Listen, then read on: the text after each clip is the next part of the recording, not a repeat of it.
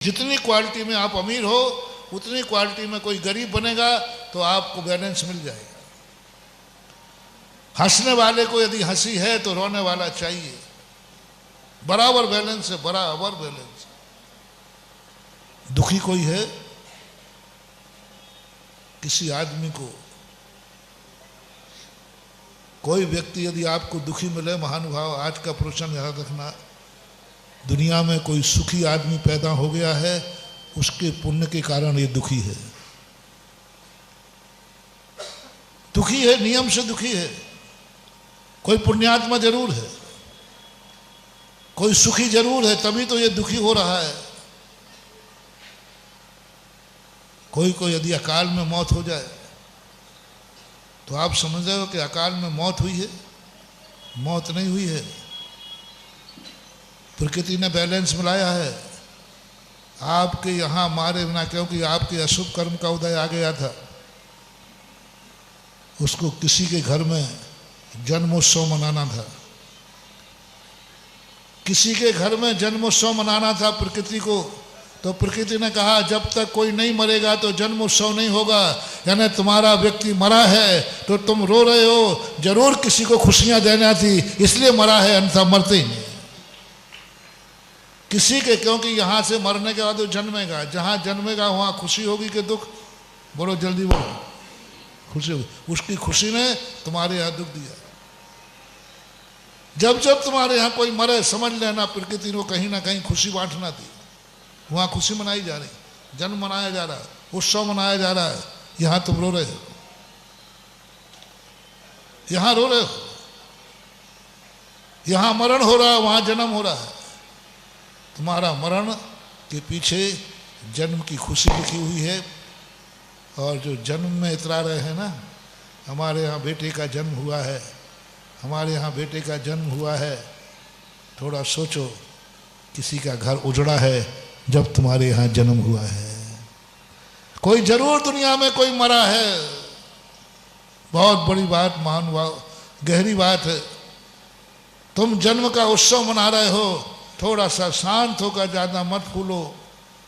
जो उत्सव तुम मना रहे हो, जरूर दुनिया में कहीं ना कहीं कोई मरा है, किसी का परिवार उजड़ा है, कोई अनाथ हुआ है, कोई निपूता हुआ है जब तुम्हारे यहाँ पूत हुआ है, कोई निपूता हुआ है जब तुम्हारे यहाँ पूत हुआ है। कोई नहीं सकता। एक राजा जीतने के लिए जीत के लौटा, विजय की खुशी मनाई जा रही थी।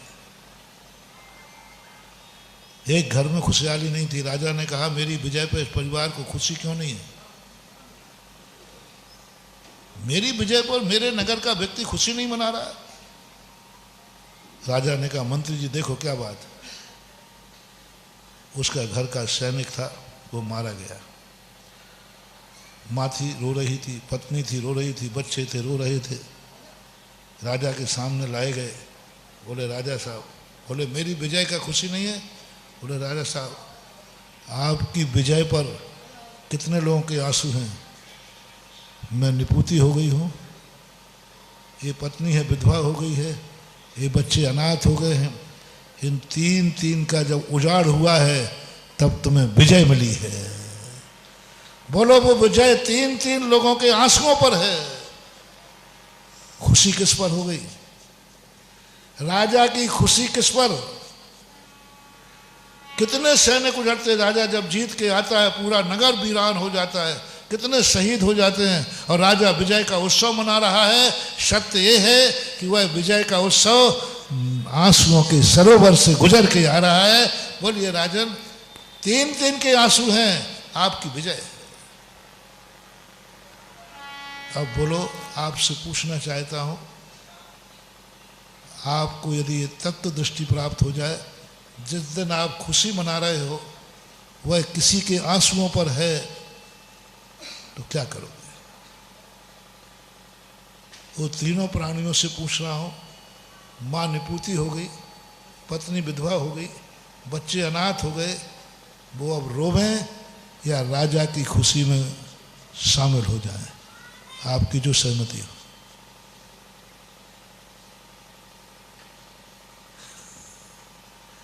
और तुमने सहमति दी तो बेटा मैं तुम्हारे नाम ही लिखूंगा। सोचने वाली बात। वो मां रोवे कि राजा की खुशी मनाने में शामिल होवे,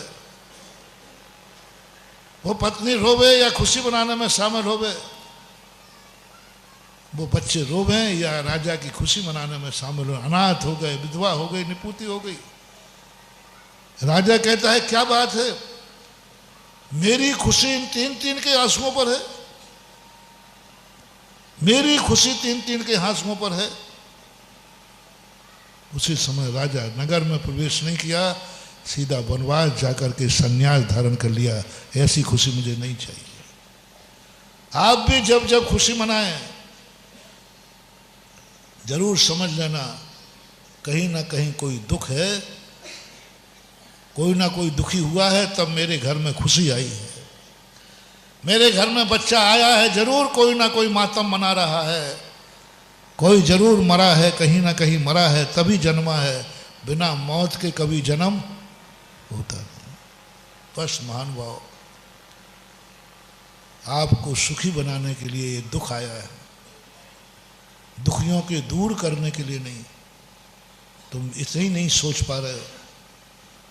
तुम समझ रहे हो कि हमें इन पशुओं के दुख दूर करने के लिए हमें यहाँ बुलाया गया। नहीं, पशुओं के दुख में तुम्हें सुख की खेती करने के लिए यहाँ बुलाया गया है। उसको दुख नहीं होगा तो तुम सुखी नहीं हो पाओगे। उसके दुख पर तुम नहीं रोओगे तो तुम्हारे आंसू कभी नहीं रुकेंगे। अपने दुख पर रोना है। अब या तो स्वयं के दुख पर रो लो, रोना तो तुम्हें पड़ेगा। फैसला स्पष्ट, फरमान जारी है। और यहां का फरमान तुम्हें मालूम है, हो गया सो दो तुम्हें छूट दे रहा हूं। लाइव में बैठे भी सुन रहे हैं वो भी सुने, आंसू तो रोना तो तुम्हें पड़ेगा, क्योंकि आंख में आंसुओं का स्टोर है। वो नहीं निकलेगा तो फिर बीमारी हो जाएगी। बस एक ही तरीका है, या तो तुम अपने दुख पर दुखी हो जाओ या फिर दूसरे के दुख पर दुखी हो जाओ। दोनों में रोकर दिखा दो, फैसला आपके हाथ। स्वयं के दुख पर दुखी हुए, एक होना तो पड़ेगा, रोना तो पड़ेगा। और दूसरे के दुख पर दुखी हो जाओ, आंसू तो निकलेंगे। लेकिन दूसरों के दुख पर दुखी हो गए तो तुम्हारी जिंदगी सुख की जिंदगी लहराएगी। और स्वयं के आंसुओं पर दुखी हो गए तो और ज्यादा दुखी हो गए। गर स्वयं की पीर पर नीर बह जाए नैनों से तो जहर है, नीर ही तो जहर बनता है सर्प के मुख में। क्या करना है बोलो? आज दो में से एक तो लेना पड़ेगा। आज मैं दो में से एक आशीर्वाद तो दूंगा। और आज कोई तीसरा निकालो, तीसरा तो है ही नहीं। तीसरा तो तीसरा है।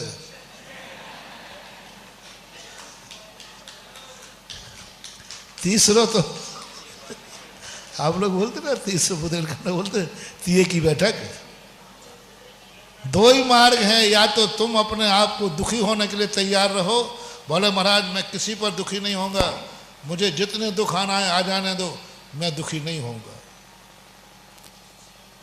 एक नियम, स्वयं के दुख पे होना है तो कोई बात नहीं, पर एक नियम ले लो, मुझे कितने भी दुख आ जाए मैं दुखी नहीं होऊंगा, मेरी आंख में आंसू नहीं आओगे। इतनी क्षमता तुम्हारे में है।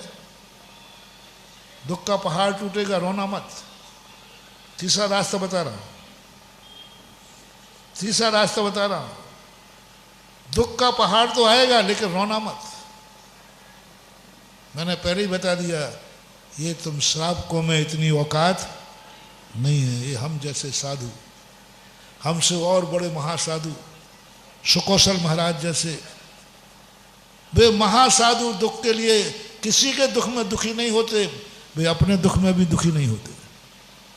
वे अपने दुख में भी दुखी नहीं, ध्यान में बैठ जाते। ये ताकत तुम्हारे में नहीं है। इसलिए अब दूसरा मार्ग बचा। आज यहां से तुम ये बात लेके जाओ, तुम्हें जिंदगी में दुखी होना पड़ेगा। जो नहीं आए हैं उनको ये मत समझना कि महाराज जी यहाँ आए वे ही दुखी होंगे, कि जो नहीं आए वे भी होंगे। नहीं तो फिर आने वाला पछताएगा, गलत आ गए हम। चाहे यहाँ आओ या तुम्हें जिंदगी में संसार में दुखी होना पड़ेगा, कोई रोक नहीं सकता, नियम है। बीमारी आएगी, कोई नहीं रोक सकता, कोई नहीं रोक सकता, भगवान भी नहीं, कोई भी नहीं रोक सकता। दुख जिंदगी में आएगा आएगा आएगा, ये फरमान जारी है। बीमारी आएगी तो आएगी, बस एक दवाई जरूर है। बीमारी से मैं रोकूंगा नहीं, दुखों से मैं बचाऊंगा नहीं, लेकिन दवाई जरूर मेरे पास है। कहो तो दे दो। हाँ? बीमारी दूर नहीं कर पाऊंगा। तुम कहो महाराज मेरी आंख में आंसू आए नहीं, नहीं वो तुम्हारे, वो तो फिर हो सकता है तुम्हारी आंख में आंसू आवे ही नहीं महाराज, दुख आवे या नहीं आवे, तो उसके लिए तो आपको इस लाइन में बैठना पड़ेगा। उसका मार्ग तो साधु का है, जो मैंने प्रवचन के प्रारंभ में बता दिया। अब एक ही मार्ग है, तुम्हारी आंख में आंसू तो आएगा आएगा आएगा, इसको ध्रुव सत्य मानना। ऐसा कोई आज तक दुनिया में नहीं हुआ जिसको कभी रोना न पड़ा हो। बस एक तरीका है तुम्हारे दुख को दूर करने का, कि तुम दूसरे के दुख को देखकर रो पड़ना, बस यही दवाई है। पारसनाथ भी अपने दुख को नहीं रोक पाए, उन पर उपसर्ग आया तो आया, लेकिन उसका उपसर्ग कुछ बिगाड़ नहीं पाया, क्योंकि वे एक नाग नागिन के दुख से दुखी हो गए थे, अपने दुख से नहीं। नाग नागिन के दुख को देखकर दुखी हो गए थे, बस उसको देखकर दुखी हुए। लो धरणेन पद्मावती ने आकर के उनकी रक्षा की। धरणेन पद्मावतियों की पूजा करने से तुम्हारे संकट दूर नहीं होने वाले रे। पारसनाथ ने जैसे नाग नागिन की रक्षा की, उससे दुखी हुए, तुम्हें धरणेन की रक्षा आई। इन गौशालाओं में यहाँ जो पशु पढ़ रहे हैं, ये एक एक धरणेन पद्मावती पढ़ रही हैं। भविष्य देखो, जैसे मैंने कहा अंधेरे में प्रातः काल देखो, इन दुखी पशुओं में देखो भावी धरणेन पद्मावती। आज सामने तुम देख रहे हो कि नाग नागिन है। जब पारसनाथ ने दया की थी, जब वो क्या थे, नाग नागिन थे, निकृष्ट पर्याय थी, कितने पापी थे वो, अग्नि में जल रहे थे। मुझे तो ये लगता है नाग नागिन को इसलिए जलना पड़ा कि पारसनाथ को सुखी होना था, क्योंकि ना वो जलते, ना पारसनाथ बचाते, और ना पारसनाथ बचाते जब उनके ऊपर संकट आता, ना धरणेन पद्मावती आते। कितनी बड़ी प्रोसेस है देखो। कर्म कहता है पारसनाथ को बचाना है, बचाएंगे पहले नाग नागिन को दुखी दो, दुख दो, दूर करें, ये करुणा करेंगे तभी इनको बचाएंगे, नहीं तो कोई बचाएगा ही नहीं। आप जब भी इसे यहाँ पर आवे, जब भी यहाँ कमेटी बात कहे, सेवा करने वाली कमेटियों से मैं कहना हूँ कि कभी गाय एक्सीडेंटल मिले, दुखी मिले, ऐसे ही मिली थी पारसनाथ को अध जले सांप। अध जले सांप, इतनी अवस्था थी, इतनी, बचा भी नहीं पाए, बचा भी नहीं पाए। अध जले सांप, नाग नागिन को दया आई और उनको सांत्वना दी, उपदेश दिया, सेवा की, मर गए। लेकिन बाद में धरणेन पद्मावती बने। जब जब तुम पशुओं की सेवा करो, मात्र आप ये मत देखना ये पशु है, ये मत देखना कि मर जाएगा। कई लोग बच्चे कहते महाराज जी हम सेवा करते, उठाते उठाते हुए मर जाते, सेवा करते हुए मर जाते। मैंने कहा बड़ाओ मत, ये तो पारसनाथ भी उठाते उठाते सांप नागिन मर गए, उनके हाथ से मर गए। हाथ से है ना, उनके हाथ में सामने थे, मर गए, कोई फर्क नहीं पड़ता है। तुम इन पशुओं के अंदर, एक आज के बाद हर पशु के अंदर जब भी आप दया करो, दवा करो, पारसनाथ बन जाना और इनको धरणेन पद्मावती मान लेना, ये भविष्य है। इनको मत मानो कि ये पशु हैं, ये धर्मेंद्र पद्मावती, धर्मेंद्र पद्मावती। जैसे रात के बाद प्रभात काल देखा, ऐसे दुखी के बाद इनके स्वर्ग का सुख देखना। इनमें से एक यदि स्वर्ग चली गई और कभी तुम्हारे ऊपर संकट आया तो वहां से बचाने आ जाएंगे। तो इनके दुख दूर करने की बात मत सोचना। इनके दुख में तुम दुखी हो जाओगे तो तुम्हारी जिंदगी जरूर खुशी हो जाएगी।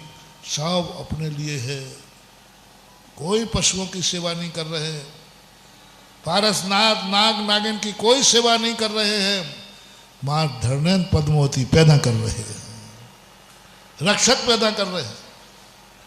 इनके ऊपर जो दुख है, मैं तो समझता हूं अपन सबको पुण्य कमाना था, इससे प्रकृति ने इन पापियों को दुखी कर दिया। इसलिए दुखी कर दिया उसने कि इतने सारे लोग पुण्य कैसे कमाएंगे। यदि पशुओं का एक्सीडेंट नहीं होगा तो फिर इनको पुण्य कमाने कैसे मिलेगा, ये अपने आंसू कैसे सुखाएंगे। तो प्रकृति ने पापियों को तो कष्ट दिया, इधर पुण्यात्माओं से कहते जाओ रे पुण्य कमाओ। एक गाय रोड पे पड़ी है, देखना पॉलिसी देखना प्रकृति की। गाय का एक्सीडेंट हुआ, पशु का एक्सीडेंट हुआ, किसी का एक्सीडेंट हुआ, उसको प्रकृति ने पाप कर्म की सजा दी है। उसने कभी कोई ना कोई गलत किया होगा, और पापी को तो एक्सीडेंट करा दिया। इधर खबर भेज दी पुण्यात्मा को, जा पुण्य कमाने का मौका है, दौड़ जा, जल्दी दौड़, गाड़ी लेके दौड़, उठा उसको जल्दी। बच गया तो अरे मर नहीं पाया, उसके पहले तेरा हाथ लग जाए, वो मरे या जिए, तू तो धर्मेंद्र पद्मावती का भागीदार बन गया, तुम्हारे लिए काम हो गया। कितना बड़ा पॉलिसी देखो प्रकृति की। तुम्हें पुण्य कमाना था, उसका एक्सीडेंट करा दिया और समाचार तुम्हें भेज दिए, और तुम वहां पहुंच करके उसको उदा करके गौशाला में उठा के लाए और यहाँ दवाई कर रहे हो। उसके दुख से तुम्हारा भंडार भर रहा है पुण्य का, उसका पाप कट रहा है, तुम्हारा पुण्य का भंडार भर रहा है। और इतना सस्ता भंडार क्या होगा। तो आप लोगों के लिए ये जो कार्य यहाँ हो रहा है, मैं शुरू में भी आया था, तब देख करके तो अच्छा नहीं लगा था, बहुत बुरा लगा था, क्योंकि यहाँ की एनर्जी, यहाँ के ऊट पटांग काम